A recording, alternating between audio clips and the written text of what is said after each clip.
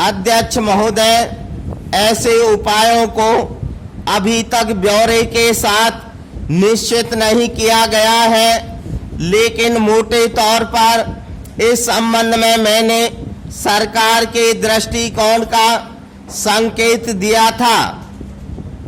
मैंने इस सुझाव का जिक्र किया था कि प्रत्येक नरेश को जिस संक्रमण कालीन भत्ते का भुगतान किया जाएगा, उसकी गुणज राशि कम राज भत्ता पाने वालों के मामले में अधिक और अधिक भत्ता पाने वालों के लिए कम होगी। कुल भुगतान इतना होगा कि नरेशों को बदले हुई परिस्थितियों में अपने आप को समायोजित करने में सहायक हो। मैंने यह भी कहा था कि सरकार इस योजना के ब्यौरे पर नरेशों से और अधिक विचार विमर्श के लिए तैयार है। कुछ सदस्य ऐसे विचार विमर्श पर आपत्ति प्रकट कर सकते हैं, कुछ अन्य कह सकते हैं कि कुछ भी नहीं दिया जाना चाहिए, लेकिन यह हमारा ढंग नहीं है। स्वयं राष्ट्रपति ने संक्रमणात्मक भत्ते देने के लिए सरकार के इरादे की घोषणा की थी। गत 6 महीनों में मैंने आशा की थी कि राज भत्ते और विशेषाधिकारों की समाप्ति के बारे में हमारे संकल्प के बावजूद किसी तरह के समझौते पर पहुंचना संभव हो सकेगा। यह दुख की बात है कि हमारे इस प्रयास का गलत अर्थ लगाया गया है, लेकिन मुझे आशा है कि अब भी सद्बुद्धि से काम लिया जा सकेगा।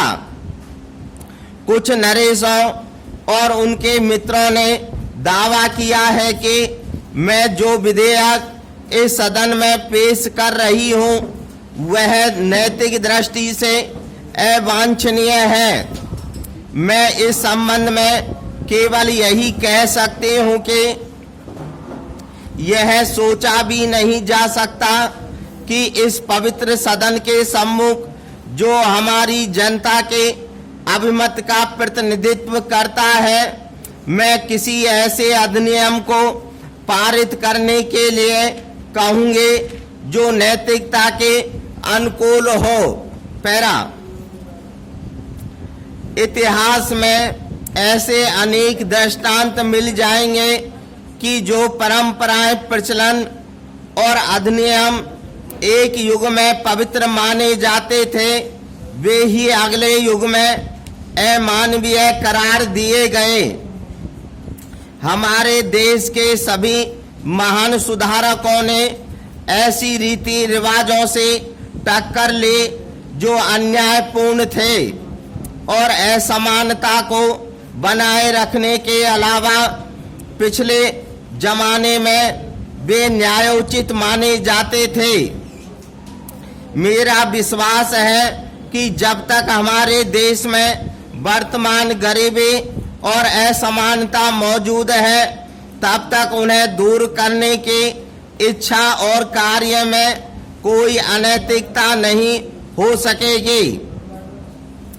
पैतृक पदवियों, पारंपरिक अधिकारों, विशेषाधिकारों तथा राज भत्ते को उनसे संबद्ध कार्यों और जिम्मेदारियों के अभाव में जारी रखना हमारे लोकतंत्री संविधान, सामूहिक भावना तथा परिवर्तित परिस्थितियों की मांग के विरुद्ध है। स्टॉप।